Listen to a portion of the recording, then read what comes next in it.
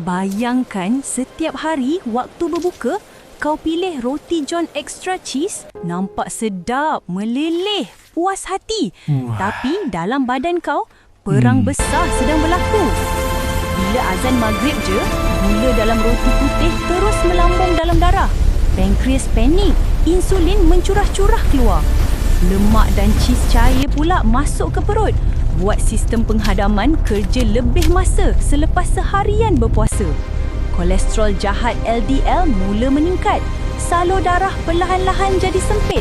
Hati terpaksa proses lemak tepu berlebihan setiap hari.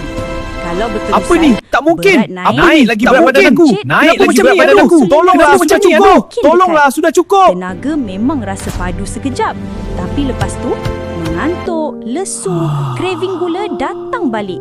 Sesekali tak apa, tapi kalau setiap hari sepanjang Ramadan, badan kau tak sempat repair. Dia cuma bertahan.